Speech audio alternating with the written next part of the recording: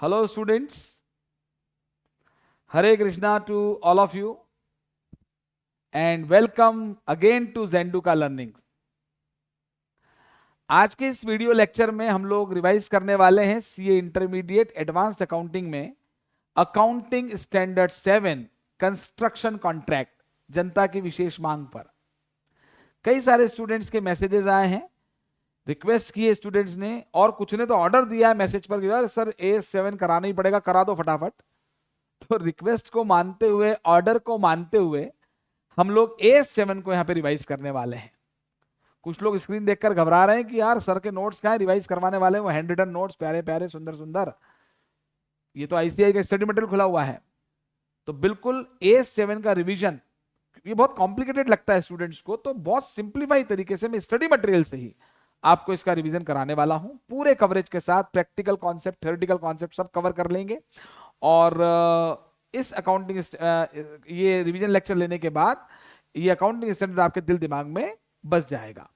तो हम लोग फटाफट से शुरुआत कर रहे हैं अकाउंटिंग स्टैंडर्ड 7, और बहुत ही सिंपल तरीके से, बहुत ही सिंप्लीफाइड मैनर में मैं आपको ये अकाउंटिंग स्टैंडर्ड अभी रिवाइज करा दूंगा। ठीक है, बिल्कुल प्रैक्टिकल एंड थ्योरेटिकल अप्रोच पूरी क्लियर हो जाएगी आपको। ठीक है, तो चलिए हम लोग स्टार्ट करते हैं। Accounting standard 7 construction contract.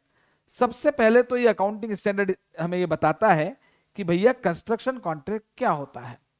तो भाई बचपन से हम लोग पढ़ते हुए आ रहे हैं कि कोई भी एग्रीमेंट जो कि एनफोर्सेबल बाय लॉ है, दो पार्टीज के बीच में हुआ है, वो कॉन्ट्रैक्ट है। तो कंस्ट्रक्शन कॉन्ट्रैक्ट भी एक कॉन्ट्रैक्ट है जो दो पार्टीज के बीच में हुआ है, और इसमें क्या तय हुआ होगा कि भाई हम कुछ कंस्ट्रक्शन करेंगे। बिल्डिंग का कंस्ट्रक्शन हो सकता है, मेरा ऑफिस है तो मान लीजिए आपको ऑफिस बनवाना है, तो आपने बोला कि सर ये ऑफिस में एल्यूमिनियम पार्टीशन लगवा दो, कुछ भी कंस्ट्रक्शन हो सकता है। तो दो पार्टीज के बीच में कुछ भी कंस्ट्रक्ट करने का कॉन्ट्रैक्ट हुआ है, दैट इज कंस्ट्रक्शन कॉन्ट्रैक्ट। और जो कॉन्ट्रैक्ट देगा वो कस्टमर है, वो कॉन्ट्रैक्ट ही है, और जो कॉन्ट्रैक्ट पूरा करके देगा, ठीक है, जिसे काम करना है, परफॉर्मेंस करनी है, वो कॉन्ट्रैक्टर है। तो देखिए कंस्ट्रक्शन कॉन्ट्रैक्ट, देखिए हम एएस पढ़ रहे हैं तो पूरी डेफिनेशन प्रॉपर के साथ रिवाइज करेंगे, क्योंकि कुछ भी आ सकता है। तो देखिए यहां पर आप देखें कि कंस्ट्रक्शन कॉन्ट्रैक्ट होता क्या है। दो पार्टीज के बीच में ऑब्वियसली प्राइस वो लोग तय करेंगे, टर्म्स एंड कंडीशन तय करेंगे, तो इसको बोला जाता है स्पेसिफिकली निगोशिएटेड। ठीक है, और क्या कंस्ट्रक्ट करना है, असेट्स करना है, ये कॉम्बिनेशन ऑफ असेट्स करना है। और उसमें आपने मुझे बिल्डिंग बनाने को दी, मैं कॉन्ट्रैक्टर हूं, आप कॉन्ट्रैक्टी हैं, तो बिल्डिंग तो कंस्ट्रक्शन ऑफ असेट हो गया। उसके अलावा उस बिल्डिंग को बनाने के लिए और भी कई सारी सर्विसेज लगेंगी, वो भी मैं ही आपको दे रहा हूं, तो आई एम रेंडरिंग सर्विसेज। तो कॉन्ट्रैक्टर और कॉन्ट्रैक्टी के बीच में कोई भी एग्रीमेंट हुआ जो कि एनफोर्सेबल बाय लॉ है, दो पार्टीज हो गई हैं, स्पेसिफिकली निगोशिएशन हो चुका है, क्या करना है, कंस्ट्रक्शन ऑफ असेट या कॉम्बिनेशन ऑफ असेट्स और रेंडरिंग ऑफ सर्विसेज। और इसमें देखिए इंपॉर्टेंट बात, डिस्ट्रक्शन भी आ जाएगा। आपने बोला सर ये बिल्डिंग नई बनानी है, पुरानी को तोड़ना है, तो पुरानी को तोड़ना है, नई को बनाना है, ये डिस्ट्रक्शन भी कंस्ट्रक्शन का पार्ट होगा। तो ये पूरे कंस्ट्रक्शन कॉन्ट्रैक्ट की डेफिनेशन एक जनरल हो गई है। ठीक है, अकाउंटिंग स्टैंडर्ड 7 आपको बताएगा कि कंस्ट्रक्शन कॉन्ट्रैक्ट की अकाउंटिंग कैसे करनी है, और वो भी सिर्फ कॉन्ट्रैक्टर की बुक्स में, कॉन्ट्रैक्टी की बुक्स में अकाउंटिंग स्टैंडर्ड 7 एप्लीकेबल नहीं है।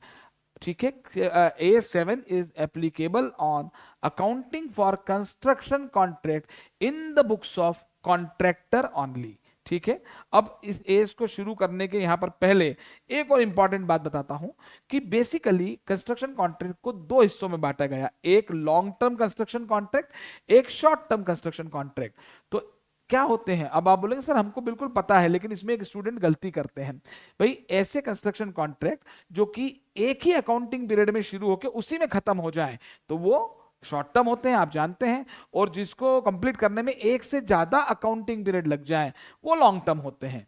तो ये बिल्कुल सही बात है, लेकिन ये गलती क्या होती है, कई लोग इसको बोलते हैं सर अकाउंटिंग पीरियड 12 महीने का होता है, तो जो कंस्ट्रक्शन कॉन्ट्रैक्ट 12 महीने या उससे कम है वो शॉर्ट टर्म, और 12 महीने से ज्यादा है तो लॉन्ग टर्म। तो ऐसा नहीं है। देखिए क्या हुआ कि भाई मान लीजिए जनवरी से दिसंबर अकाउंटिंग ईयर है, अब कोई कंस्ट्रक्शन नवंबर में चालू होके अगले साल फरवरी में खत्म हुआ, तो नवंबर दिसंबर जनवरी फरवरी 2 महीने तो इस ईयर में आए, 2 महीने अगले ईयर में आए, तो 4 ही महीने हुए हैं, पर ये 2 अकाउंटिंग पीरियड में आ रहा है।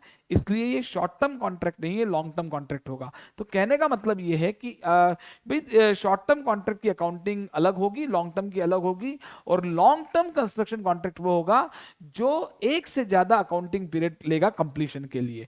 ठीक है, अभी और आगे बातें करेंगे, धीरे धीरे हौले हौले से हवा चलती है तो हौले हौले से दुआ लगती है। तो बिल्कुल सारी बातें आराम से करेंगे, कोई जल्दबाजी अभी ना करें, पूरा रिवीजन करने वाले हैं यहाँ पर। ठीक है, चलिए, तो ये शॉर्ट टर्म कॉन्ट्रैक्ट हो गया, लॉन्ग टर्म कॉन्ट्रैक्ट हो गया। हाँ, अब देखिए यहां पर अकाउंटिंग स्टैंडर्ड 7 बोलता है कि भैया कॉन्ट्रैक्टर की बुक्स में आपको प्रॉफिट या लॉस निकालना है।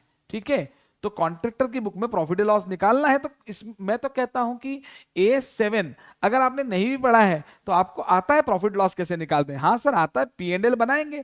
तो कॉन्ट्रैक्ट किसी भी कॉन्ट्रैक्टर जो है, जो भी कंस्ट्रक्शन कॉन्ट्रैक्ट परफॉर्म करेगा उसका वो P&L बनाएगा, उसको कॉन्ट्रैक्ट अकाउंट बोल सकता है। तो उस कंस्ट्रक्शन कॉन्ट्रैक्ट पर होने वाली इनकम यहाँ क्रेडिट में लेनी चाहिए और एक्सपेंसेस यहाँ पे डेबिट में लेने चाहिए। तो इस इनकम को बोला कॉन्ट्रैक्ट रेवेन्यू, और कॉन्ट्रैक्ट पर लगने वाले एक्सपेंसेस को यहां नाम दिया कॉन्ट्रैक्ट कॉस्ट। AS7 बोलता है कि लॉन्ग टर्म कॉन्ट्रैक्ट हो या शॉर्ट टर्म कॉन्ट्रैक्ट हो, आपको कॉन्ट्रैक्टर को प्रॉफिट या लॉस अगर निकालना है तो उसे कॉन्ट्रैक्ट अकाउंट बनाना पड़ेगा, जो कि कॉन्ट्रैक्ट का P&L होगा। उसमें कॉन्ट्रैक्ट की रेवेन्यू क्रेडिट होगी और कॉन्ट्रैक्ट की कॉस्ट डेबिट होगी। तो ये तो वैसे भी पता था हमें। तो कॉन्ट्रैक्ट रेवेन्यू क्रेडिट करनी है, कॉन्ट्रैक्ट कॉस्ट डेबिट करनी है, और डिफरेंस जो आएगा वो प्रॉफिट या लॉस आ जाएगा। ठीक है, अब देखिए बात समझें, अगर शॉर्ट टर्म कॉन्ट्रैक्ट है तो जो भी कॉस्ट लगेगी वो एक ही अकाउंटिंग पीरियड में लग जाएगी, और जो भी रेवेन्यू तय होगा, रेवेन्यू की डेफिनेशन पे भी देखने वाले हैं।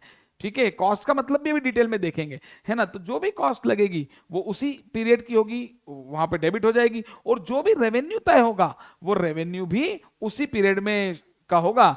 कॉन्ट्रैक्ट कंप्लीट हो चुका है तो इसमें कोई झगड़ा नहीं है। लेकिन जब कॉन्ट्रैक्ट लॉन्ग टर्म होगा, मान लीजिए 2 अकाउंटिंग पीरियड में आ रहा है, तो कुछ खर्चा पहले साल लगेगा, कुछ खर्चा दूसरे साल लगेगा। लेकिन जो कॉन्ट्रैक्ट का रेवेन्यू होगा, रेवेन्यू क्या होता है, जो कॉन्ट्रैक्टी यानी कस्टमर कॉन्ट्रैक्टर को देगा वो रेवेन्यू होगा। तो जो रेवेन्यू है वो तो शुरू में ही तय हो जाएगा। आप मेरे पास बिल्डिंग बनवाने के लिए आए और आपने बोला सर बिल्डिंग बनाने का क्या लोगे, मैंने कहा साहब 10 लाख रुपए लूंगा, अभी उदाहरण दे रहा हूं मैं केवल। तो भाई, और उसको बिल्डिंग को बनने में 2 साल लगेंगे, तो खर्चा तो मेरे को हर साल का पता होगा। लेकिन जो रेवेन्यू है वो तो 10 लाख रुपए तय हो गया, ये तो 2 साल का, मुझे इसको 2 सालों में विभाजित करना पड़ेगा, डिस्ट्रीब्यूट करना पड़ेगा। और इसीलिए एएस कहता है भैया हम बहुत ही बढ़िया तरीका लेंगे जो कि सबको आसानी से समझ में आ जाए। हम लेंगे परसेंटेज कंप्लीशन मेथड। ठीक है, परसेंटेज कंप्लीशन मेथड हम लोग लेने वाले हैं। तो मैंने, आप बोलेंगे सर ये परसेंटेज कंप्लीशन मेथड क्या है? भाई बड़ी सिंपल सी बात है, आपको जो भी कंस्ट्रक्शन कॉन्ट्रैक्ट है उसका परसेंटेज कंप्लीशन निकाल के रेवेन्यू को रिकॉर्ड कर लेना है। सर इसका कोई एग्जांपल दे दो आप हमें। मैंने कहा भाई देखो एग्जांपल तो ये सामने आईसीए का स्टडी मटेरियल है, इसी सवाल को मैं आपको समझा रहा हूं, कुछ ज्यादा दिमाग नहीं लगाना। क्वेश्चन में दिया हुआ है कि पहले साल 81,000 का खर्चा हुआ, दिया हुआ है, दूसरे साल 89,000 का खर्चा हुआ, वो दे रखा है आपको। ये तो अलग अलग कॉस्ट ईयर की पता ही है। ये 2 अकाउंटिंग पीरियड हो गए, ये लॉन्ग टर्म कॉन्ट्रैक्ट का सवाल है। और इसके बाद जो कॉन्ट्रैक्ट की प्राइस जो है, कॉन्ट्रैक्ट का रेवेन्यू है, कॉन्ट्रैक्ट रेवेन्यू का डिटेल मीनिंग बाद में, पहले जनरल मीनिंग पे आ जाओ कि जो कॉन्ट्रैक्ट कॉन्ट्रैक्टर को देगा, तो वो तय हुआ भैया 2 लाख रुपए, 2 लाख रुपए तय हुआ। तो भाई पूरा 2 लाख तो 2 साल में आएगा ना, तो इस साल कितना, तो पहले साल बोला गया 45% कंप्लीट हुआ है कॉन्ट्रैक्ट, तो दूसरे साल 55% हुआ है, तो टोटल रेवेन्यू 2 लाख है। पहले साल 45% से 90, दूसरे साल 55% से 110, तो ये 2 साल का प्रॉफिट लॉस आ गया। मतलब as per accounting standard 7 contract की जो कॉस्ट है वो हर साल की कॉस्ट को उस साल का एक्सपेंस माना जाएगा। कोई नई बात नहीं है, आपको पता है, कॉमन सेंस से भी पता है। कॉन्ट्रैक्ट का रेवेन्यू टोटल में पता होगा, इसलिए आपको उसको विभाजित करना पड़ेगा, पोर्शन करना पड़ेगा, और उसके लिए अकाउंटिंग स्टैंडर्ड ने एक मेथड दे दी, परसेंटेज कंप्लीशन मेथड। जिस साल जितना परसेंट काम कंप्लीट हुआ है उतना रेवेन्यू रिकॉग्नाइज कर लेने का है। ठीक है सर, बिल्कुल सिंपल सी बात हो गई। हाँ, पहले साल 90 ड्यू हो गए और दूसरे साल 110 यानी 1,10,000 ड्यू हो गए। टोटल 2 लाख ड्यू थे। ये नॉर्मल कस्टमर यानी कॉन्ट्रैक्टी का अकाउंट बनाने को भी आ सकता है। तो कस्टमर यानी डेटर का अकाउंट बनेगा, डेटर से पैसा लेना है तो डेबिट, पैसा आ जाएगा तो क्रेडिट, जो नहीं आएगा वो बैलेंस बच जाएगा। तो बड़ी सिंपल सी बात है, कॉन्ट्रैक्टी का अकाउंट यानी कस्टमर का अकाउंट यानी डेटर का अकाउंट, डेटर बढ़ते हैं तो डेबिट, कम होते हैं तो क्रेडिट, तो वो आपको अकाउंट बनाना आता है। तो सर ये जो कंस्ट्रक्शन कॉन्ट्रैक्ट का अकाउंट बना है ये P&L है, बिल्कुल P&L है। अरे दुनिया में इस पृथ्वी पर प्रॉफिट या लॉस निकालना है तो P&L ही बनेगा, तो कंस्ट्रक्शन कॉन्ट्रैक्ट में भी P&L ही बनता है, उसको कई बार कॉन्ट्रैक्ट अकाउंट भी बोलते हैं। सर ये परसेंटेज कंप्लीशन यहां तो दिया था, नहीं दिया है तो क्या करना है? तो भाई इसकी मेथड्स होती हैं, 3 मेथड्स दी है अकाउंटिंग स्टैंडर्ड में कंस्ट्रक्शन कॉन्ट्रैक्ट की। मैं बता रहा हूं, पहली 2 मेथड थ्योरेटिकल है, जनरल है। भाई पहली मेथड तो है बिल्कुल सर्वे मेथड, कि तुक्का लगा दिया, कॉन्ट्रैक्टर ने काम किया, कॉन्ट्रैक्टर ने आके बोला, या कॉन्ट्रैक्टर का कोई बंदा आके बोलेगा सर 20% कंप्लीट हो गया, तुक्का देख के अंदाजन, तो 20% मान लेंगे। फिर एक होता है फिजिकल कंप्लीशन मेथड, ठीक है, मतलब भाई मैंने आपको एक मकान बनाने को आपने मुझे दिया, उसकी 4 मंजिलें बनानी, 4 फ्लोर बना, ग्राउंड प्लस 3 बनाना है मान लीजिए। अब मान लीजिए 2 फ्लोर बन चुके हैं, तो फिर 50% कंप्लीट हो गया, फिजिकल कंप्लीशन है ना। लेकिन ये मेथड, दोनों मेथड जो है ना ज्यादा सही नहीं मानी गई है। क्यों? क्योंकि भाई सीधी बात ये है कि ऐसा थोड़ी है कि भाई 4 मंजिल बनाने में 100 रुपए लगेंगे तो 2 मंजिलें 50 ही लगेंगे। ये भी तो हो सकता है कि शुरू की 2 मंजिल बनाने में ज्यादा पैसा लग जाए और बाद में कम पैसा लगे। तो इसीलिए आई है cost to cost method, cost to cost method. ये आपको पता है कि भाई मान लीजिए अभी तक इस कॉन्ट्रैक्ट पे मान लीजिए 500 रुपए लग चुके हैं और 1000 रुपए और लगने की संभावना है, तो टोटल कॉस्ट जो इस कॉन्ट्रैक्ट की लगने वाली है दैट इज 1500, और उसमें से अभी तक 500 लगे हैं, तो ये 33.33%। इसको बोलते हैं कॉस्ट टू कॉस्ट मेथड से परसेंटेज कंप्लीशन निकालना। फॉर्मूला क्या हो गया? कॉस्ट टिल डेट, जो अभी तक लगा वो 500, और डिवाइडेड बाय टोटल, यानी जो अभी तक लग गया प्लस जो लगने वाला है, तो ये परसेंटेज कंप्लीशन निकलता है। तो मेरी बात समझेंगे ध्यान से, जब जब जब जब जब जब शॉर्ट टर्म कॉन्ट्रैक्ट का सवाल अगर एग्जाम में आ जाता है तो वरदान है, कुछ भी नहीं है, सारी कॉस्ट उसी साल डेबिट, उसी पीरियड में, सारा रेवेन्यू उसी पीरियड में डेबिट, प्रॉफिट लॉस आ गया, खत्म, टाटा बाय बाय। लेकिन अगर लॉन्ग टर्म कॉन्ट्रैक्ट का सवाल आता है तो खर्चा तो आपको अलग अलग साल का दिया होगा, पता ही होता है वो, लेकिन रेवेन्यू टोटल में पता होगा, तो उसको आपको परसेंटेज कंप्लीशन के हिसाब से बांटना पड़ेगा। और परसेंटेज कंप्लीशन अगर इस सवाल में तो दिया था, अगर नहीं दिया है तो आपको 3 मेथड में से किसी भी मेथड से बोला जा सकता है, लेकिन थर्ड मेथड जो है कॉस्ट टू कॉस्ट मेथड ज्यादा प्रैक्टिकल है, आपको वो अप्लाई करनी पड़ेगी। ठीक है, अभी हम और आगे बढ़ रहे हैं, ध्यान दें। अब देखिए हमने बात की थी लॉन्ग, बड़ी इंपॉर्टेंट बात अब मैं बोलने जा रहा हूं, ध्यान से सुनना कि भाई लॉन्ग टर्म कॉन्ट्रैक्ट जो है, ठीक है, हाँ लॉन्ग टर्म कॉन्ट्रैक्ट। सर क्या हो गया सर, आप परेशान क्यों हो गए एकदम? अरे मैं ये थोड़ा कभी कभी क्या होता है, वॉइस का ब्रेकअप होता है। हाँ तो हाँ, अब देखिए मैंने बताया लॉन्ग टर्म कॉन्ट्रैक्ट होते हैं और शॉर्ट टर्म कॉन्ट्रैक्ट होते हैं। शॉर्ट टर्म में कोई प्रॉब्लम ही नहीं है ना। अब कॉन्ट्रैक्ट को अलग तरीके से देखा तो 2 कॉन्ट्रैक्ट और आते हैं, एक आता है फिक्स्ड प्राइस कॉन्ट्रैक्ट और एक आता है कॉस्ट प्लस कॉन्ट्रैक्ट। ठीक है सर ये क्या होता है? देखो आप मेरे पास आए कि सर बिल्डिंग बना दो, मैंने कहा 10 लाख रुपए लूंगा, फिक्स प्राइस। अब हो सकता है मेरे 11 लग जाए तो मुझे लॉस हो जाए, और 9 अगर 9 में ही काम कर दिया तो 1 का प्रॉफिट हो जाएगा। फिक्स प्राइस, मैंने आपको प्राइस दे दी, तुम्हें जमे तो ठीक, नहीं जमे तो ठीक। लेकिन एक होता है कॉस्ट प्लस कॉन्ट्रैक्ट। आपने बोला सर बिल्डिंग बना दो, कितना लोगे? तो मैंने कहा भाई जो भी मेरा खर्चा आएगा उसमें 20% प्रॉफिट जोड़ के लूंगा मैं। तो अगर 100 रुपए खर्चा आया तो 120 ले लूंगा, और 200 रुपए खर्चा आया तो 240 ले लूंगा। इस तरीके से ये कॉन्ट्रैक्ट प्राइस बता देगा। देखिए कॉन्ट्रैक्टी जो कॉन्ट्रैक्टर को देगा वो कॉन्ट्रैक्ट प्राइस है, और वही कॉन्ट्रैक्टर के लिए रेवेन्यू होगा। उसको भी, उसमें और क्या क्या आएगा वो भी हम देखेंगे। ठीक है, और कॉन्ट्रैक्टर जो इनकर करेगा खर्चा, एक्सपेंस, वो है कॉन्ट्रैक्ट कॉस्ट। और इनकम और एक्सपेंस के कंपैरिजन से प्रॉफिट लॉस आता है, बेसिक बात है, इसलिए डायरेक्ट टेंशन मत लो, बिल्कुल सिंपल बात है। तो ये हो गया कॉस्ट फिक्स प्राइस कॉन्ट्रैक्ट, और ये हो गया कॉस्ट प्लस कॉन्ट्रैक्ट। ठीक है सर, एक बात है सर, इसका मतलब कॉस्ट प्लस कॉन्ट्रैक्ट अच्छा है, इसमें कभी लॉस ही नहीं होगा? ऐसा नहीं है। क्यों सर? ऐसे ही तो है, 100 रुपए खर्चा आया, 20 रुपए लेंगे, प्रॉफिट ही लेना है इसमें, तो कॉस्ट प्लस जो भी खर्चा आएगा उसके ऊपर ही लेना है। भैया लॉस तो फिर भी हो सकता है ना, हिंदुस्तान है, कलयुग है, और इस कॉन्ट्रैक्ट ही अगर ना दे तो क्या कर लोगे? लॉस तो हो ही सकता है, व्यापार कर रहे हो तो लॉस हो ही सकता है। हाँ फिक्स्ड प्राइस कॉन्ट्रैक्ट जो है उसमें तो खैर लॉस वैसे भी हो सकता है, कॉन्ट्रैक्ट ईमानदार हो तो भी हो सकता है। ठीक है ना। तो अल्टीमेटली दिमाग में कोई भी धारणा मत बनाया करो, हम कोई साइंस नहीं पढ़ रहे हैं कि 2 और 2 4 ही होता है, अकाउंट्स पढ़ रहे हैं, कॉमर्स पढ़ रहे हैं। तो इसलिए जो है फिक्स प्राइस कॉन्ट्रैक्ट भी हो सकते हैं, कॉस्ट प्लस कॉन्ट्रैक्ट भी हो सकते हैं, शॉर्ट टर्म भी हो सकते हैं, लॉन्ग टर्म भी हो सकते हैं। ठीक है, तो अब ये बात समझ में आ गई। अब इंपॉर्टेंट बात जो हम यहाँ करने जा रहे हैं, जरा ध्यान से सुनना, इस पर एमसीक्यू भी पूछा जा सकता है, कोई छोटा सा प्रैक्टिकल क्वेश्चन बना के भी पूछा जा सकता है, जरा ध्यान दें। तो मैक्सिमम स्टूडेंट्स को ये याद होता है कि सर जब भी कंस्ट्रक्शन कॉन्ट्रैक्ट का सवाल आएगा तो A7 के हिसाब से हम कॉन्ट्रैक्ट अकाउंट बना देंगे, मतलब P&L बना देंगे, रेवेन्यू को परसेंटेज कंप्लीशन के हिसाब से रिकॉग्नाइज कर लेंगे, और कॉस्ट जो होगी उसको ईयर जो भी जिस पीरियड में लगी होगी वो आ जाएगी और प्रॉफिट लॉस आ जाएगा। तो इसका मतलब दिमाग में फिट हो जाता है कि कॉन्ट्रैक्ट एस पर A7, एस पर अकाउंटिंग स्टैंडर्ड 7, कॉन्ट्रैक्ट रेवेन्यू जो होती है वो परसेंटेज ऑफ कंप्लीशन के हिसाब से रिकॉग्नाइज की जाती है, लेकिन इसके एक्सेप्शन हैं। यस, देखिए ध्यान समझें, percentage completion method should not be applied. S में यह बात भी दी गई है कि कब कब परसेंटेज कंप्लीशन मेथड को अप्लाई नहीं कर सकते आप, आपको नहीं भी करना है। ठीक है, ये क्या लिखा है देखो, जब outcome of construction contract can not be estimated reliably, अगर आपको जो है किसी कॉन्ट्रैक्ट का आउटकम आप रिलायबली एस्टिमेट नहीं कर पा रहे हैं, ठीक है भाई, देखिए परसेंटेज कंप्लीशन निकालने के लिए अनुमान लगाना ही पड़ता है। मैंने अभी कहा था कि अभी तक 500 रुपए लग गए और भविष्य में और 1000 रुपए लगने की संभावना है। तो अभी तक 1500 में से 500 लगे तो हमने बोला 33.33%।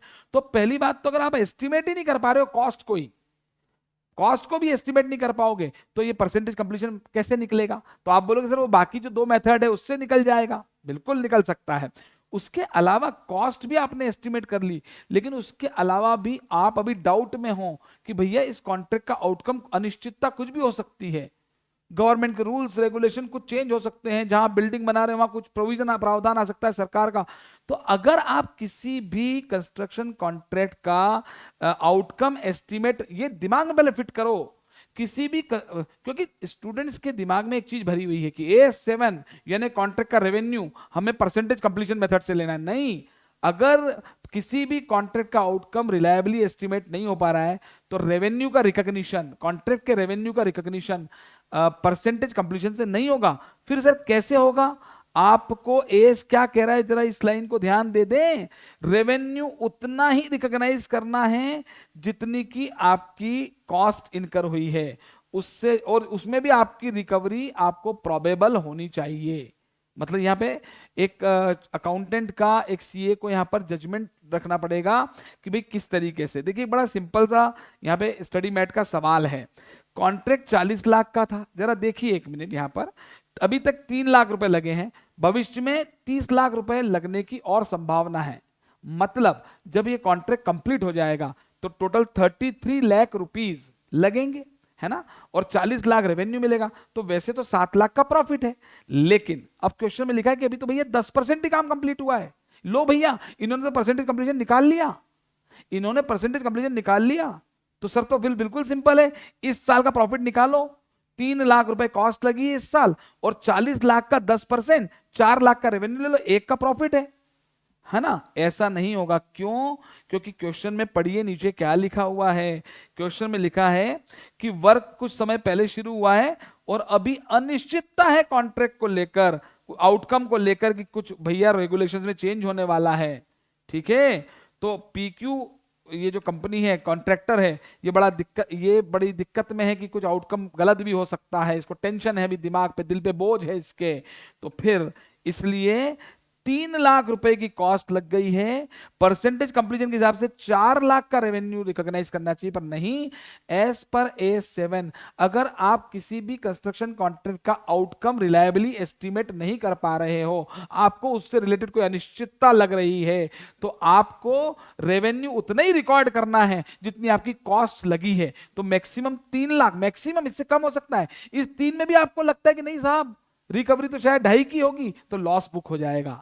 लेकिन तो यहां पर देखिए, इस साल 3 लाख का कॉस्ट लगी थी, 3 का ही रेवेन्यू रिकॉग्नाइज किया और ये नील हो गया।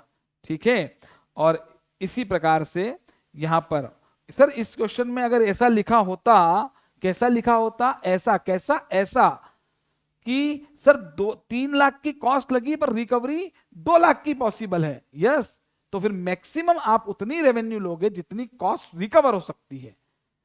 जितनी कॉस्ट लगी है, जितनी कॉस्ट लगी है, ठीक है ना, उतने तक मैक्सिमम ले सकते हो, पर उससे कम भी ले सकते हो। यस तो इस क्वेश्चन में लाइन लिखी हुई थी ना कि भाई PQ is certain that it would be able to recover the cost incurred to date. 3 lakh जो लगे वो रिकवरी संभावित है, तो वो 3 लाख रुपए का रेवेन्यू आप मान के ले लेंगे और कॉन्ट्रैक्ट की जो प्रॉफिट है वो 0 हो जाएगी। और एक बड़ा एक सिंपल सा सवाल और दिया है, देखिए जैसा कि मैंने अभी थोड़ी देर पहले कहा था कॉस्ट प्लस कॉन्ट्रैक्ट, तो बच्चे क्या समझते हैं कि कॉस्ट प्लस कॉन्ट्रैक्ट मतलब फायदा ही होगा। अरे लाख रुपए मैंने आपसे बोला कि भाई मैं जो भी मेरी कॉस्ट लगेगी मैं 20% ज्यादा लूंगा, तो कॉन्ट्रैक्ट मेरी कॉस्ट 1 लाख लगी तो मैं 1 20 ले लूंगा तो मेरा 20 प्रॉफिट ही होगा। लेकिन नहीं, कॉस्ट प्लस कॉन्ट्रैक्ट में भी लॉस हो सकता है। कैसे, जरा देखें। इस सवाल में लिखा है कि भाई 1 लाख रुपए कॉस्ट लग चुकी है, 1 लाख रुपए कॉस्ट लग चुकी है, और ये कॉस्ट प्लस 10% यानी मिलना मुझे 1 10 है। तो सर बढ़िया हो गया काम, 1 लाख रुपए की कॉस्ट लगी है, 1,10,000 रुपए मिलना है, 10 का प्रॉफिट है। सर नाचो सर, अरे नाचो नाचो नहीं होगा यहाँ पे, इसमें लिख दिया इसने 90,000 ही रिएम्बर्सेबल है। अरे जो भी कारण हुआ यार, वो कॉन्ट्रैक्टी का मन बदल गया, वो सेटिस्फाई नहीं हुआ, उसके मन में बेईमानी आ गई, कुछ भी हुआ, अरे बिल्कुल पागल हो गया, वो मानसिक संतुलन खो बैठा, उसने बोला मैं तो 90 दूंगा, तो ये लो भैया 90 ही दे रहा है, ठीक है, ऑफ विच कॉस्ट 90,000, हाँ कॉस्ट रिएम्बर्सेबल, तो 90,000 की कॉस्ट रिएम्बर्सेबल है। तो 1 लाख रुपए पर 10% से 1 10 रिएम्बर्सेबल होता, तो 90 पे 9 का प्रॉफिट भी तो आएगा।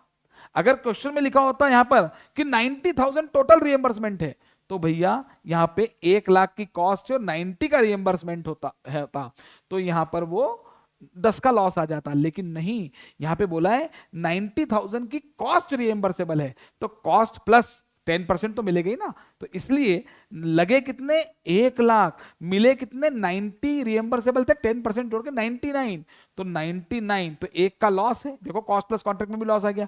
और इसमें एक और माहौल बना हुआ है क्वेश्चन में कि भविष्य में भी एक 5,000 रुपए का खर्चा लगने वाला है जो कि रिएम्बर्सेबल नहीं होगा, तो भैया टोटल अल्टीमेटली 5 का वो खर्चा है, तो फ्यूचर लॉस के लिए प्रोविजन बनता ही है। अब कई सोचते हैं कि AS7 लग गया, अरे भाई AS7 तो है ही, लेकिन बचपन से पढ़ते आ रहे हैं कॉन्जर्वेटिज्म, प्रूडेंस, फ्यूचर में होने वाले लॉस के लिए प्रोविजन बनता ही है, कंपलसरी होता है, बनाना ही होता है। तो ये 5 का प्रोविजन बनाया तो लॉस 6 का हो गया।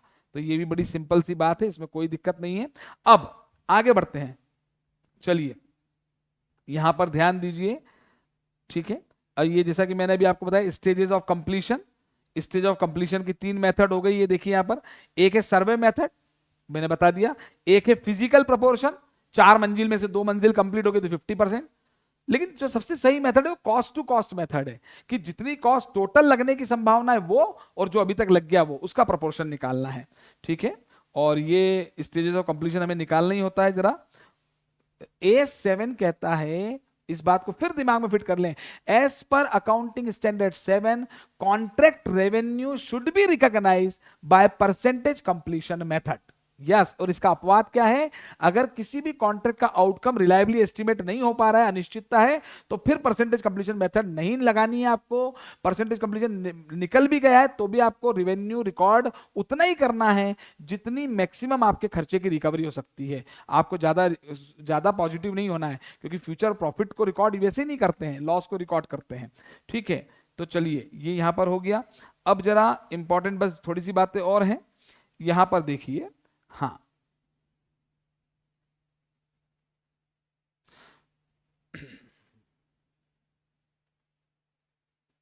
चलिए अब आपके दिमाग में एक चीज आएगी, सर ये कॉन्ट्रैक्ट रेवेन्यू और कॉन्ट्रैक्ट कॉस्ट क्या होता है। तो जरा मैं यहां पर ये बताया, तो बहुत सिंपल है, कोई खास बात इसमें भी नहीं है।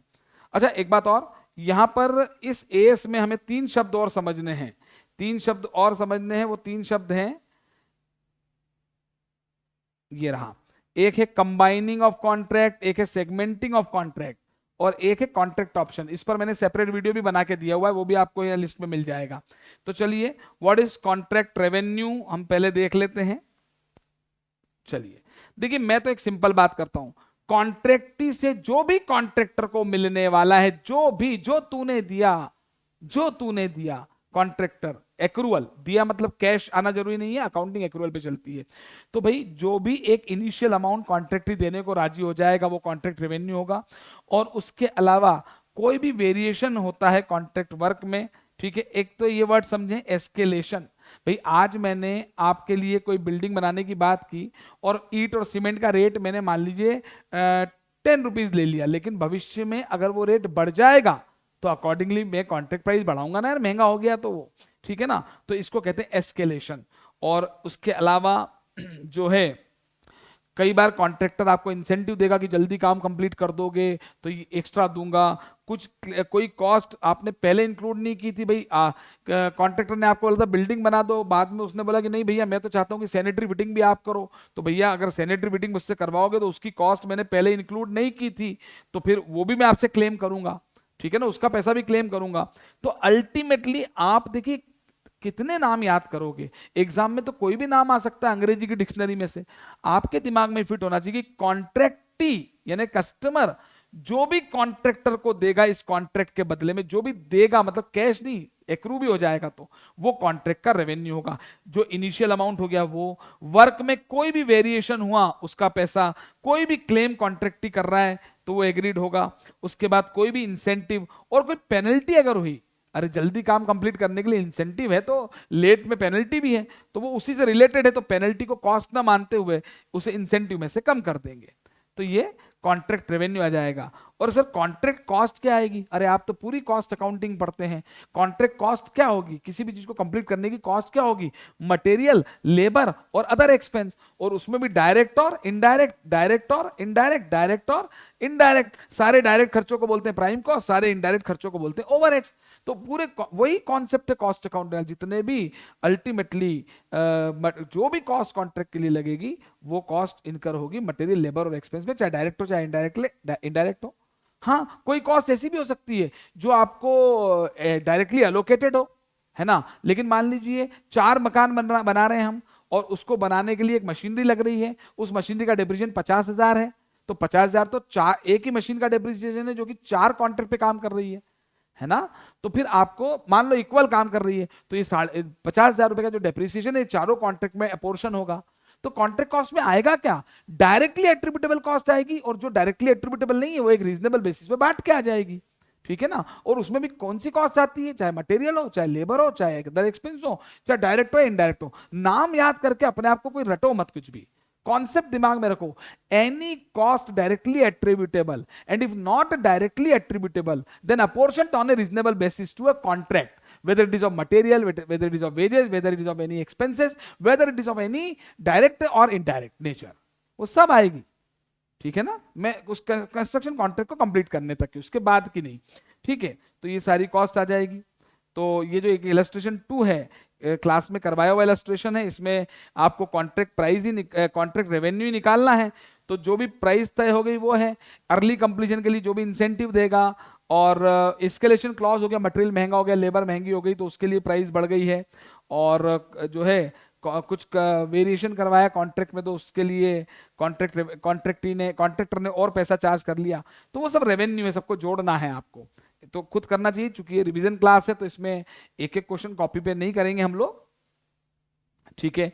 तो सर ये भी हो गया, अब इसमें क्या दिक्कत आ रही है, अब देखिए यहाँ पे कॉन्ट्रैक्ट कॉस्ट के एग्जाम्पल दे रखे हैं, कितने एग्जाम्पल आप पढ़ोगे, कितने याद करके जाओगे, इसे मत करा करो। आप तो कॉन्सेप्ट दिमाग में रखो कि कंस्ट्रक्शन कॉन्ट्रैक्ट से related any material, any labour, any expenses, whether of direct nature और इनडायरेक्ट नेचर, वो सब कॉन्ट्रैक्ट कॉस्ट का हिस्सा होंगे, ठीक है। और ऑब्वियस सी बात है, देखिए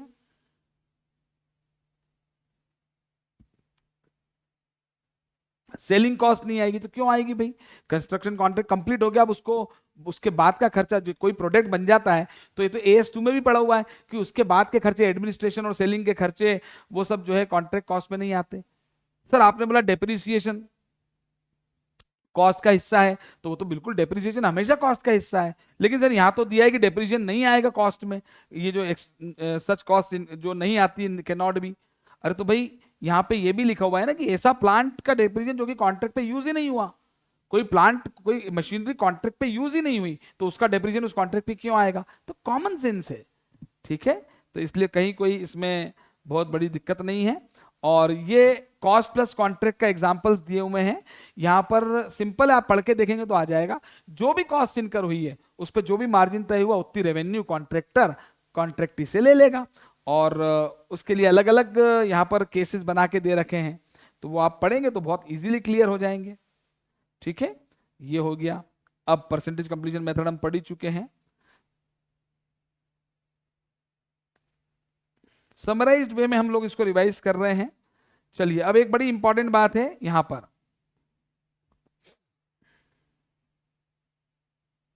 यहां पे देखिए ऐसे डराते हैं हमको केवल कॉस्ट रिलेटिंग टू, मैं भी डरा के भी पढ़ा सकता हूं आपको, लेकिन क्या है cost relating to future activity, treatment of cost relating to future activity, ठीक है ना।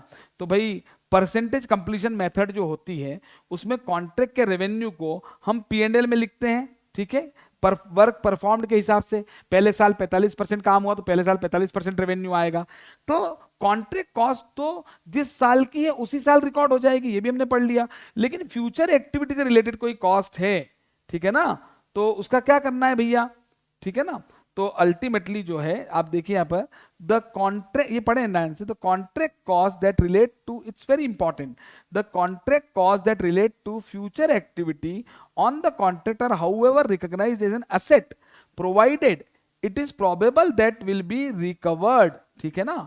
Such cost represent an amount due from customer and are often classified as contract work in progress. कितना डरा दिया, अरे भाई मैंने कॉन्ट्रैक्ट पे इस साल 100 रुपए खर्च किया है ना, मैंने 100 रुपए खर्च किया, तो इस साल के, मैं इसको बहुत सिंपल वे में बता रहा हूं, हमने किसी कॉन्ट्रैक्ट पर 100 रुपए इस साल खर्चा किया तो इस साल के P&L में 100 रुपए आ जाएंगे, है ना। ये तो एक्सपेंस है, पर आपको मालूम है एक्सपेंस और पेमेंट में अंतर होता है। अब हमने खर्चे की नहीं बोलता हूं मैं, हमने इस साल 120 रुपए का पेमेंट कर दिया, लेकिन उसमें 20 रुपीज जो हैं, 20 रुपीज जो हैं वो हमने फ्यूचर एक्टिविटी के लिए पे कर दिया है। मतलब अभी हमने पेमेंट तो कर दिया है पर वो फ्यूचर एक्टिविटी से रिलेटेड है, तो आपको पता है वो प्रीपेड एक्सपेंस होता है, तो फिर वो असेट ही तो होगा, उसको असेट ही मानेंगे। और अल्टीमेटली हमें वो आज ड्यू ही नहीं हुआ तो अभी अभी हमें उसके बदले में पैसा, वो पेमेंट हमने कर दिया है। अकाउंटिंग कैश पे नहीं चलती, अकाउंटिंग एक्रूअल पे चलती है।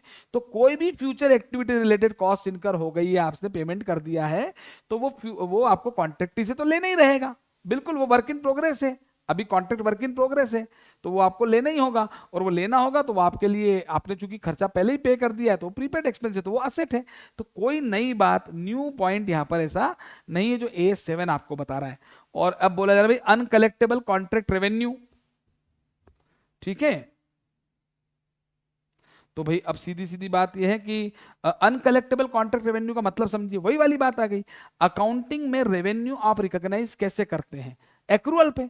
भाई मान लीजिए टोटल रेवेन्यू 2 लाख रुपए था, पहले साल 60% काम कंप्लीट हो गया 120, दूसरे साल 80,000 आ जाएगा, 2 साल में कंप्लीट हो गया 60-40।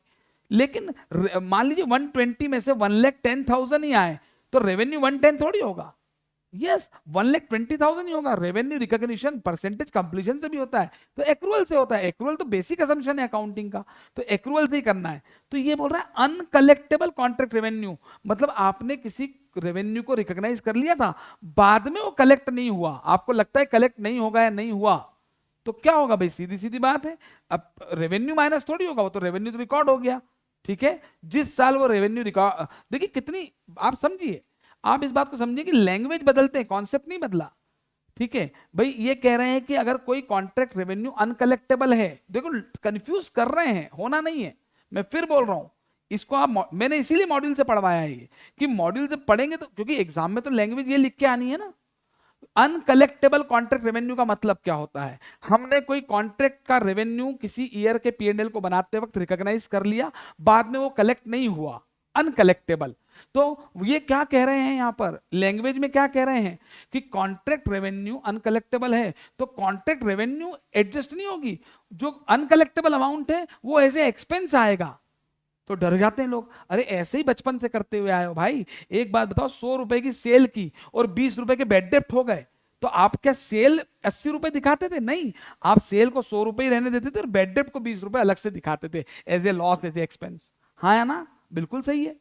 तो वही बोल रहे हैं कि कोई भी कॉन्ट्रैक्ट रेवेन्यू अगर अनकलेक्टेबल है तो कॉन्ट्रैक्ट रेवेन्यू एडजस्ट नहीं करना है, जो अनकलेक्टेबल अमाउंट है वो बैड डेट की तरह है एक तरीके से, तो वो आपको एज एन एक्सपेंस शो करना चाहिए। तो बिल्कुल सही बात है, इसमें भी कुछ नया नहीं है। मैं बार बार यही बताने की कोशिश कर रहा हूं कि A7 में यहां कुछ नया नहीं है, ऐसा लैंग्वेज थोड़ी सी टिपिकल है, इसीलिए स्टडी मैथ से करवा रहा हूं कि लैंग्वेज तो ये पढ़ के जानी है, क्योंकि जब आंसर लिखने को भी आएगा तो लैंग्वेज का तो ध्यान रखना पड़ेगा आपको, ठीक है। तो बस ये सारी बातें हो गई हैं। और अब एक इंपॉर्टेंट बात, जिस तरह के मैक्सिमम सवाल आपको दिए हुए होते हैं, तो वो सवाल जो है उसमें किस तरह के सवाल होते हैं देखिए। ये 390 कॉस्ट अभी तक लगी है, 260 लगने की संभावना है, ठीक है, और कॉन्ट्रैक्ट की प्राइस तय हुए 600। बस एक ही चीज और बताने की बात है। तो भाई 390 प्लस 260 मतलब 390 प्लस 260, ये 650 आ रहा है देखिए, है ना। परसेंटेज कंप्लीशन निकाल रहा हूं, तो टोटल कॉस्ट जो लगी है प्लस लगने वाली है, तो हम सब मिला के 650 है, और अभी तक 390 लगी है, तो 390 डिवाइडेड बाय 650, ये 60% काम कंप्लीट हो गया है।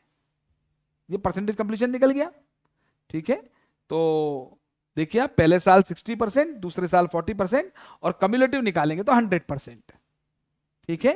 तो अल्टीमेटली पहले साल कितना रेवेन्यू रिकॉग्नाइज होगा, पहले साल 60% और दूसरे साल 40% रेवेन्यू रिकॉग्नाइज होगा। लेकिन इस तरह के सवालों में एक इंपॉर्टेंट बात आपको ध्यान रखनी पड़ती है, वो क्या है, जरा ध्यान से आप देख लीजिए एक बार।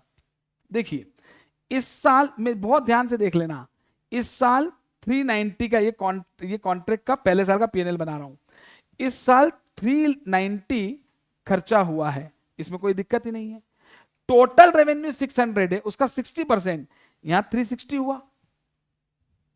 तो अगर आपसे पूछे भाई इस साल की कॉस्ट 390 और परसेंटेज कंप्लीशन के हिसाब से 60% के हिसाब से पहले साल का रेवेन्यू 360, तो 30 का तो लॉस हो गया, बिल्कुल लॉस हो गया। लेकिन अब एक बात ध्यान दें, यहां 30 का लॉस आएगा, वो तो आएगा ही, लेकिन लॉजिकली सोचें आप, A7 क्या कहता है, वो तो बात की बात है, कॉमन सेंस अपनी जगह, ये दोनों मिला के 650 हो रहा है। मतलब आपने क्या कर लिया, आपने एक कॉन्ट्रैक्ट लिया जिसके बदले में आपको 600 मिलेंगे, 390 रुपए लग चुके हैं और 260 और लगने की संभावना है, तो ये 650। ओ माय गॉड, खाया पिया कुछ नहीं, गिलास तोड़ा 12 आने का, करने क्या गए थे, क्या कराए, 600 रुपए मिलेंगे और 650 खर्च हो रहे हैं। तो इसका मतलब ये कॉन्ट्रैक्ट तो आपके लिए श्राप है। 50 रुपए का लॉस होने की संभावना है, यस, जिसमें से 30 तो हो चुका है। तो 30 हो चुका है, जब ये कॉन्ट्रैक्ट कंप्लीट होगा तो 50 का लॉस होने की संभावना है। तो AS7 यही तो कहता है कि जो फोर्सिबल लॉस है, अगर किसी भी स्टेज पर आपको ऐसा लगता है, किसी भी ईयर में आपको ऐसा लगता है कि कॉन्ट्रैक्ट की कॉस्ट, कॉन्ट्रैक्ट की टोटल कॉस्ट कॉन्ट्रैक्ट के टोटल रेवेन्यू से एक्सीड हो रही है, तो जो भविष्य में होने वाला लॉस है उसके लिए प्रोविजन बनना चाहिए। AS7 नहीं भी कहता तो भी मैं बनाता, है ना। तो 390 रुपए लग गए, 360 रुपए रिकॉग्नाइज हुए, 30 रुपए का तो लॉस इस साल का है ही, जबकि टोटल लॉस आज ही दिख रहा है कि 50 रुपए का होगा। तो 30 का तो रिकॉर्ड इस साल का हो गया, 20 का फ्यूचर में होने की संभावना है, तो उसके लिए भी हम यहाँ प्रोविजन बनाएंगे। प्रोविजन बनाएंगे तो पीएनएल के डेबिट में आएगा, तो ये लॉस जो है बढ़कर 50 रुपए का हो जाएगा। तो हमेशा याद रखें, as per AS7 probable future loss जो है उसके लिए प्रोविजन आपको बनाना है। ऐसे ही सवाल है। अब ये नई बात, ये बोल रहे चेंज इन एस्टीमेट, अरे तो भाई ये तो AS5 आपने पढ़ा हुआ ही है ना। AS5 भी तो ये कहता है कि जब भी आप पीएनएल बनाते हैं और किसी भी अनुमान में, एस्टिमेशन में चेंज होता है, अरे डेप्रिसिएशन की मेथड चेंज होती है तो डेप्रिसिएशन चेंज, उसका इफेक्ट पीएनएल पे आता है। तो अकाउंटिंग के किसी भी एस्टिमेट में अगर चेंज होता है तो उसका इंपैक्ट पीएनएल पे आएगा। तो वैसे ही कंस्ट्रक्शन कॉन्ट्रैक्ट में भी अगर कोई एस्टिमेट में चेंज आता है तो उसका इफेक्ट आगे आना ही आना है। जैसे जैसे हमने बोला था भाई कि 390 की कॉस्ट अभी लग गई है और 260 और लगने की संभावना है, तो इस बार तो कॉस्ट 650 ली, लेकिन यह भी तो हो सकता है कि अगले साल 260 की जगह वो 250 हो जाए या 270 हो जाए एक्चुअल। तो जो भी अनुमान में चेंज आएगा उसका इंपैक्ट आएगा। तो चेंज इन एस्टिमेट्स का हमको ध्यान रखना है AS5 के हिसाब से, वो तो रखते ही हैं, ठीक है। और जो है डिस्क्लोजर्स क्या क्या है, तो इस AS में जो है ना डिस्क्लोजर बड़े इंपॉर्टेंट हैं, जरा ध्यान दें। ये इस A7 में disclosure requirement as a theoretical question भी आ सकती है। मैं बार बार कह रहा हूं AS7 का डिस्क्लोजर याद करके जाएं, ठीक है। तो डिस्क्लोजर होता कहां पे, अरे सर पीएनएल में होता है, बैलेंस शीट में होता है और नोट्स टू अकाउंट्स में होता है, ठीक है। तो कहां दिक्कत आ रही है, कॉन्ट्रैक्ट रेवेन्यू पीएनएल में डिस्क्लोज होगी, ठीक है। और कॉन्ट्रैक्ट रेवेन्यू को रिकॉग्नाइज करने के लिए हमने कौन सी मेथड यूज की है और कौन सी मेथड परसेंटेज ऑफ कंप्लीशन के लिए यूज की है, वो भी लिखना पड़ता है। अगर ऑडिट रिपोर्ट की बात करें तो मैं ऐसे ऑडिटर लिखूंगा, अगर मैं कॉन्ट्रैक्टर की रिपोर्ट बना रहा हूं तो, कि भाई हमने परसेंटेज कंप्लीशन मेथड से रेवेन्यू रिकॉग्नाइज किए। अरे सर परसेंटेज कंप्लीशन मेथड से तो करेंगे, नहीं भाई वो केस भी तो बता दिया जब परसेंटेज कंप्लीशन मेथड नहीं लगेगी, तो वो भी डिस्क्लोज करना पड़ता है कि भाई चूंकि आउटकम को लेकर अनसर्टेनिटी है, इसलिए परसेंटेज कंप्लीशन मेथड अप्लाई नहीं हुए, डिस्क्लोज करना पड़ेगा। इस पर ऑब्जेक्टिव एमसीक्यू क्वेश्चन बन सकता है, इवन ये थ्योरी में लिखने को आ सकता है। और इसके बाद स्टेजेस ऑफ कंप्लीशन में भी कौन सी मेथड यूज करिए, 3 थी, सर्वे मेथड, फिजिकल मेथड और कॉस्ट टू कॉस्ट मेथड। ठीक है, उसके बाद आपको कॉन्ट्रैक्ट की रेवेन्यू डिस्क्लोज करनी थी, कॉन्ट्रैक्ट रेवेन्यू रिकॉग्नाइज कौन सी मेथड से की है वो डिस्क्लोज करना है, अगर परसेंटेज कंप्लीशन मेथड है तो उसमें कौन सी मेथड से निकाला है वो डिस्क्लोज करना है, कॉन्ट्रैक्ट की कॉस्ट आपको डेफिनेटली पीएनएल में कॉस्ट डिस्क्लोज करनी पड़ेगी डेबिट में। उसके बाद अगर कॉन्ट्रैक्टी ने कोई एडवांस मनी दिया है तो डिस्क्लोज करना पड़ेगा, कोई पैसा रोक रखा है रिटेंशन मनी बोलते हैं तो वो डिस्क्लोज करना पड़ेगा। उसके बाद कोई भी प्रोग्रेस बिलिंग है, आपने कितने का बिल बना रखा है और उसके बदले में कितना रोका है, कितना एडवांस आ गया, वो सब डिस्क्लोज करना पड़ेगा। और लास्ट में बड़ी इंपॉर्टेंट बात है, gross amount due from customer और gross amount due to customer. Contractee यानी कस्टमर, उससे मुझे पैसा, मैं कॉन्ट्रैक्टर हूं मान ले, तो मुझे उससे पैसा लेना है या देना भी हो सकता है। अरे भाई किसी से मुझे 100 रुपए लेना है, उसने मुझे 90 दे दिए, तो ड्यू फ्रॉम कस्टमर अभी भी 10 रुपए है। ठीक है, और किसी ईयर में मान लीजिए उसने मुझे ज्यादा दे दिए, एडवांस ज्यादा आ गया, ठीक है, तो फिर 100 के बदले में 110 अगर आ गए तो मुझे उसको देना, उस पर्टिकुलर डे पे देना निकल रहा है। अरे इसको ऐसे इमेजिन करेंगे, डेटर्स का डेबिट बैलेंस होता है, लेकिन डेटर्स से अगर ज्यादा एडवांस आ जाए किसी ईयर में तो अब आपको एक तरीके से उसको लौटाना पड़ सकता है ना, यदि आपने उसे अगर आगे माल नहीं बेचा तो, है ना। तो वैसे ही एज पर A7 आपको gross amount due from customer and due to customer जो भी है वो निकालना पड़ेगा, और उसको निकालने का एक फॉर्मूला दे रखा है लॉजिकली। लेकिन मैं तो बड़ी सिंपल सी बात करता हूं, ये कैसे निकलेगा। अरे हमें कॉन्ट्रैक्टर को कॉन्ट्रैक्टी से यानी कस्टमर से लेना क्या है, क्या लेना होता है, कॉन्ट्रैक्ट प्राइस। कॉन्ट्रैक्ट प्राइस कैसे होती है, जो मेरी कॉस्ट लगी और मेरा प्रॉफिट रहेगा। तो मान लो मेरी 100 रुपए कॉस्ट लगी, 10 रुपए मेरा प्रॉफिट है, तो मैं कॉन्ट्रैक्टी से 110 लूंगा, जाहिर सी बात है। पर 10 का लॉस हो गया तो मैं उससे 90 ही ले पाऊंगा, जाहिर सी बात है, ठीक है ना। और उसके बाद जो भी प्रोग्रेस बिलिंग हो गई, जो भी बिलिंग हो गई है मेरी, वो माइनस कर दूंगा। 90 में से मान लो 70 की बिलिंग हो गई, तो जो बचा हुआ अमाउंट है, वो बचा हुआ अमाउंट जो है वो अमाउंट ड्यू फ्रॉम कस्टमर है। और किसी ईयर में मैंने बिलिंग ज्यादा कर दी तो due to customer negative balance आ जाएगा। तो बड़ी सिंपल सी बातें हैं, ये आपको ध्यान रखनी है।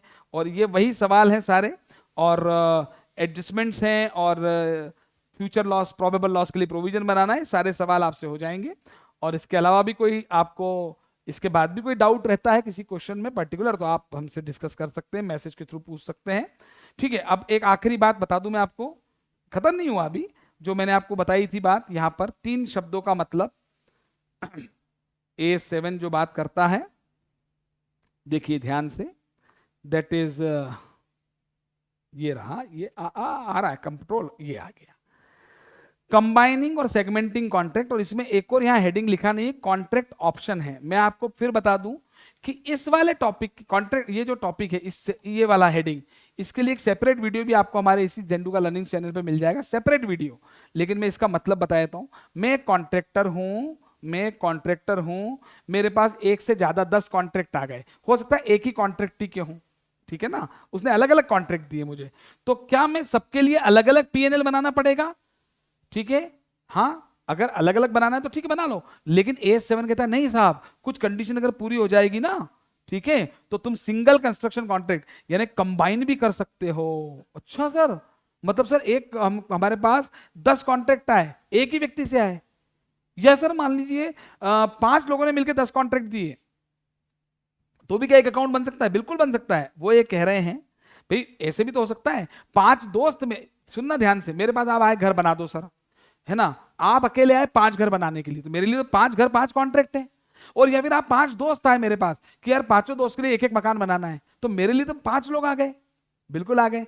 तो एस कह रहा है कि भैया चाहे वो एक कॉन्ट्रैक्ट हो या एक से ज्यादा कॉन्ट्रैक्ट, अगर आपको एक से ज्यादा कॉन्ट्रैक्ट मिले हैं, है ना, और वो सभी का निगोशिएशन एक पैकेज की तरह हो रहा है। अरे पांचों दोस्त मिलके भी तो बोल सकते हैं कि साहब हम 5 लोग एक साथ दे रहे हैं, सस्ते में दे, कुछ सस्ते में बना के दो, है ना।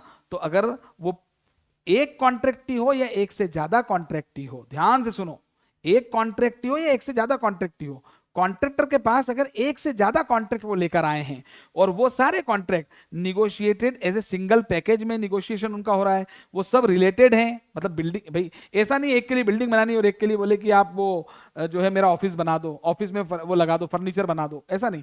इंटर रिलेटेड सिमिलर असेट्स होनी चाहिए, और वो कॉन्ट्रैक्ट जो है प्रॉपर कंटिन्यूअस सीक्वेंस में ही होंगे। जाहिर सी बात है जब 5 घर बनाने, है ना, तो पहले अगर एक की खुदाई होगी तो सबकी खुदाई साथ में हो जाएगी। ऐसा थोड़ी होगा एक की खुदाई करेंगे और एक की पहले छत डाल दूंगा, नीचे कुछ है ही नहीं, है ना। तो अगर इस बात को दिमाग में पहले फिट करना, क्योंकि इसी देखिए लेक्चर के बाद दिमाग में फिट हो जाना चाहिए चीजें, जैसे कि हाँ परसेंटेज कंप्लीशन मेथड यूज करना है रेवेन्यू रिकॉग्नाइज करने के लिए, लेकिन कुछ केस ऐसे हैं जिसमें परसेंटेज कंप्लीशन मेथड नहीं लगेगी, ठीक है ना। फ्यूचर लॉस के लिए प्रोविजन बनाना है, डिस्क्लोजर क्या क्या करना है। तो वैसे ही एक, इसको ध्यान से सुने, एक कॉन्ट्रैक्टी आए या एक से ज्यादा कॉन्ट्रैक्टी आए मेरे पास, मैं कॉन्ट्रैक्टर हूं, लेकिन वो मेरे पास एक से ज्यादा कॉन्ट्रैक्ट लेकर आए हैं, ठीक है, तो वो मैं उन 10 मकानों 5 मकान बना रहा हूं तो भी मैं पांचों का एक ही कॉन्ट्रैक्ट अकाउंट बना सकता हूं। कब? जब मेरे इसका इन सबका निगोशिएशन एक साथ ही हुआ हो, ठीक है, और ये सब कॉन्ट्रैक्ट जो इसमें बनना है वो इंटर रिलेटेड है, और जो है वो एक सीक्वेंस में काम होने वाला है। तो हम इसको, जाहिर सी बात है हमें दिक्कत क्या, हम पांचों का प्रॉफिट 5 मकान बना के दे रहा हूं, पांचों का प्रॉफिट मेरी बुक में मैं एक साथ निकाल लूंगा, ये है कंबाइनिंग। इसका ठीक विपरीत है सेगमेंटिंग। भाई एक ही व्यक्ति मेरे पास आया कि साहब ये बिल्डिंग बना दो, बिल्डिंग बना दो, लेकिन उसमें अब मान लीजिए प्रोजेक्ट आया कि नहीं सर आपको बिल्डिंग भी बनानी है, आपको रोड भी बना के देनी है, आपको एक जिम भी बना के देना है, और आपको सर सैनिटरी भी लगानी है, इलेक्ट्रिक फिटिंग भी लगानी है। तो ये पूरे एक प्रोजेक्ट का हिस्सा है, पूरे एक प्रोजेक्ट का हिस्सा है। लेकिन अगर मान लीजिए इन सबका निगोशिएशन, इन सबके लिए कॉन्ट्रैक्टी से मैंने सेपरेट प्रपोजल लिए, कॉन्ट्रैक्टी ने मुझसे कि भाई इलेक्ट्रिक का अलग दो, तुम्हारा इलेक्ट्रिसिटी वाला नहीं जमेगा तो बिजली में किसी और से लगवा लूंगा, सैनिटरी वाला तुम्हारा नहीं जमेगा तो किसी और से लगवा लूंगा। तो सेपरेट, भले ही एक ही कॉन्ट्रैक्ट ही आया है, एक से ज्यादा कॉन्ट्रैक्ट लेकर, लेकिन अगर सबके सेपरेट प्रपोजल है, सबका सेपरेट निगोशिएशन हो सकता है, और सबके, एक सिंपल सी बात है, सबके कॉस्ट और रेवेन्यू अलग अलग पता चल जाए, तो फिर भले ही वो एक ही कॉन्ट्रैक्ट लेकर आया था, एक से ज्यादा कॉन्ट्रैक्ट लेकर आया था, सबके कॉन्ट्रैक्ट अकाउंट अलग अलग ही बनाने पड़ेंगे। भले ही वो एक था उसको तोड़ना पड़ेगा, तोड़ना इज कॉल्ड सेगमेंटिंग, जोड़ना इज कॉल्ड कंबाइनिंग। और एक आखिरी बात है यहां पर, कॉन्ट्रैक्ट ऑप्शन, ये तीसरे पैराग्राफ में बड़ा इंपॉर्टेंट है, ये ध्यान दीजिए। आपने मुझसे कहा कि सर ये एक जो है ना आपको हमारे लिए एक ऑडिटोरियम बनाना है, मैंने कहा साहब बना ही देते हैं, ऑडिटोरियम बना देते हैं, कोई दिक्कत ही नहीं है इसमें, है ना। आपने बोला सर कितना, मैंने कहा भैया 10,000 स्क्वायर फीट खर्चा का ऑडिटोरियम बनेगा, मैं 100 रुपए स्क्वायर फीट के हिसाब से लूंगा, तो 10 लाख रुपए मैं आपसे ले लूंगा। ये बात तय हो गई, मैंने 100 रुपए स्क्वायर फीट ले लिया, बहुत कम रेट है हालांकि, ठीक है ना। अब बीच कॉन्ट्रैक्ट में मैं, आपने मुझसे बोला कि सर वो ऑडिटोरियम के साथ साथ, ठीक है ना, अपन लोग चाह रहे हैं कि एक छोटा सा साइड में रूम और बन जाए थोड़ा सा गेट टुगेदर के लिए।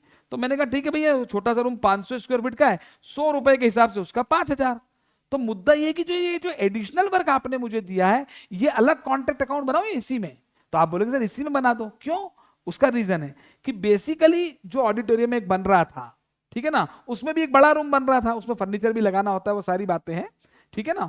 तो ये रूम, अगर ये जो इसको ऐसे समझे कि जो एडिशनल चीज हम बना रहे हैं वो उसी तरीके से बननी है जैसे कि मेन कंस्ट्रक्शन कॉन्ट्रैक्ट कंप्लीट हुआ था, तो उस केस में आपको अलग से इस एडिशनल वर्क का अलग से कॉन्ट्रैक्ट अकाउंट बनाने की जरूरत नहीं है। जैसे मकान बनवा रहे हो आप मुझसे, और आपने बोला सर ऊपर एक छत पे एक कमरा और बनवा देना, तो जैसे नीचे वाले कमरे बने वैसे ऊपर एक कमरा बन जाएगा, तो फिर वो सेम ही कॉन्ट्रैक्ट में आ जाएगा। लेकिन आपने उसको एक एडिशनल एसेट ऐसी बनवा ली, मुझसे बनवाने की बात कही है जो कि नेचर में, फंक्शन में अलग है।